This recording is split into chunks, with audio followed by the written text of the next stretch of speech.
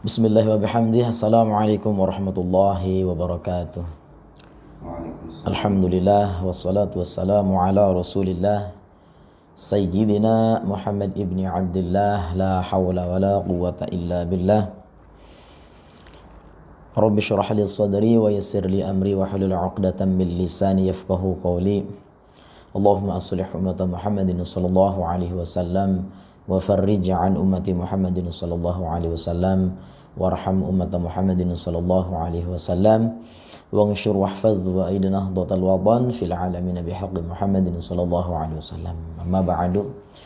Alhamdulillah, pada kesempatan kali ini kita masih bisa bermudzakarah membahas tentang beberapa hadis tentang keutamaan di bulan suci Ramadan. Adapun pada kesempatan kali ini insyaallah kita akan menyampaikan atau memudzakarahkan hadis tentang i'tikaf. Kitabul I'tikaf, kitab menerangkan tentang i'tikaf. An Ibnu Umar radhiyallahu anhuma, dari Ibnu Umar radhiyallahu anhuma qala, berkata, kana Rasulullah sallallahu alaihi wasallam, adalah baginda Nabi Muhammad sallallahu alaihi wasallam, ya'takifu, beliau beri'tikaf, al-ashral awakhir min Ramadan, pada 10 terakhir di bulan suci Ramadan. Muttafaqun alaih. Nabi Muhammad sallallahu alaihi wasallam, beliau senantiasa selalu beri'tikaf pada 10 terakhir di bulan suci Ramadan.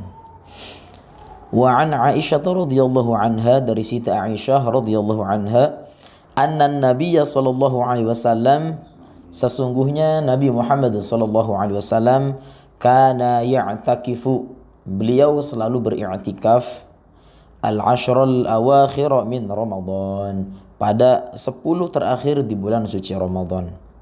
Hatta tawaffahu Allah Ta'ala, sehingga sampai Allah Subhanahu wa Ta'ala mewafatkan beliau.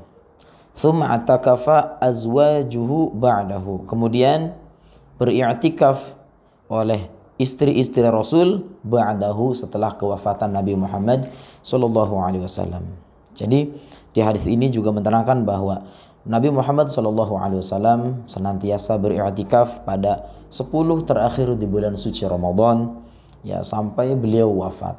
Tidak pernah meninggalkan i'tikaf di 10 terakhir bulan suci Ramadan. Kemudian setelah Nabi Muhammad wafat, dilanjutkan atau istri-istri beliau pun beri'tikaf sebagaimana yang dilakukan oleh Nabi Muhammad SAW semasa hidupnya. Muttafaqun alaih.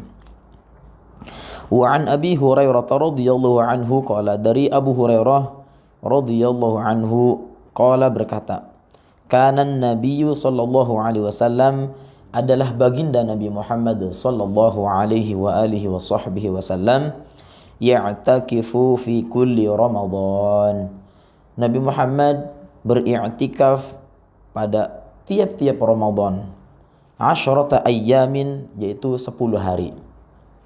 Falamma kana al-'amu alladhi qubida fihi i'takafa 20 yawman, maka tatkala di tahun Rasulullah sallallahu alaihi wasallam diwafatkan oleh Allah Subhanahu wa taala, ya, i'takafa 20 yawman, beliau Nabi Muhammad sallallahu alaihi wasallam beri'tikaf selama 20 hari. Rawahul Bukhari. Jadi Nabi Muhammad SAW setiap bulan Ramadan selalu i'tikaf. Nabi Muhammad SAW beri'tikaf selama 9 tahun atau 9 kali dalam hidup beliau, karena perintah puasa Ramadan itu diwajibkan oleh Allah pada tahun kedua Hijriyah. Selama 9 tahun Rasulullah SAW selalu beri'tikaf di bulan suci Ramadan, yaitu 10 hari. Akan tetapi ketika Nabi Muhammad SAW di tahun terakhir daripada hidup beliau, ya, beliau Rasulullah SAW beri'tikaf 20 hari di dalam bulan suci Ramadan. Berkaitan dengan i'tikaf, adapun arti dari i'tikaf itu sendiri secara bahasa adalah al-iqamatu 'ala syai' min khairin aw syarrin, yaitu berdiam diri.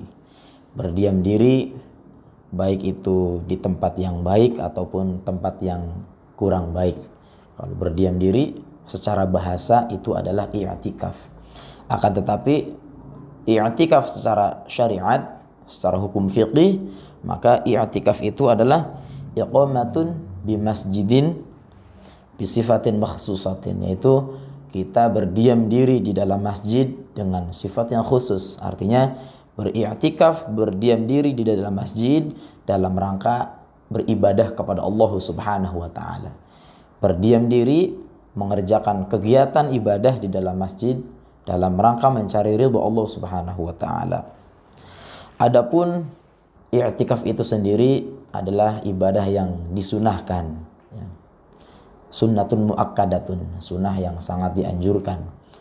Oleh karena itu, i'tikaf memiliki beberapa rukun dan memiliki beberapa syarat yang harus dipenuhi oleh orang-orang yang hendak i'tikaf.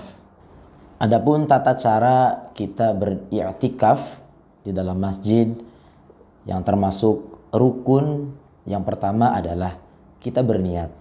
Setelah kita membaca doa masuk masjid, Allahumma ighfir li dhunubi wa ftah li abwaab rahmatika, kemudian kita masuk sambil berniat, nawaitul i'tikaf fi hadzal masjid lillahi ta'ala. Saya niat beriktikaf di masjid ini karena Allah Subhanahu wa taala. Kemudian termasuk rukun yang kedua daripada i'tikaf selain niat, yang kedua adalah fil masjid, di dalam masjid. Di dalam masjid. Maka tidak diperbolehkan i'tikaf di semua lingkungan masjid seperti tempat parkir, walaupun itu wakafnya untuk pembangunan masjid. Tapi kalau di tempat parkir kita i'tikaf tidak boleh. Di samping tempat parkir ada kamar mandi umpamanya, maka nggak boleh kita i'tikaf.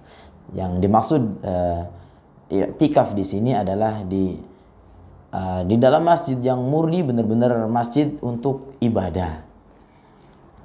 Kemudian daripada rukun yang selanjutnya adalah al-lubthu fil masjid, diam di dalam masjid walaupun hanya sebentar. Ukuran daripada i'tikaf itu paling sedikitnya seukuran tumakninah lebih sedikit. Seukuran kita mengucapkan subhanallah lebih sedikit, nah itu sudah termasuk i'tikaf. Bagaimana kalau kita duduk, kita kerjakan sholat, kita kerjakan ibadah-ibadah yang lain, tahajud, baca Quran, zikir dan lain sebagainya, maka semakin lama kita beriktikaf, semakin banyak faidah yang akan Allah berikan kepada kita. Kemudian syarat yang selanjutnya adalah mu'takif, yaitu orang yang beriktikaf itu sendiri. Adapun beberapa hikmah yang dapat kita ambil dari ibadah i'tikaf itu sendiri adalah bahwa dengan beriktikaf kita bisa konsentrasi dalam pikiran kita, ya. Kalau kita di rumah, kita lihat kasur, pengennya tidur. Kalau kita lihat TV, pengennya nonton TV. Tapi kalau kita di masjid, pikiran kita fokus, hanya pengennya beribadah kepada Allah Subhanahu wa taala. Kemudian hikmah selanjutnya adalah bisa membersihkan kesucian hati kita, ya. Jadi kalau kita sudah i'tikaf di dalam masjid, sudah berada di dalam masjid, maka akan mendorong hati kita untuk lebih mendekatkan diri kepada Allah Subhanahu wa taala. Hikmah selanjutnya, kita bisa totalitas ibadah kepada Allah Subhanahu wa taala.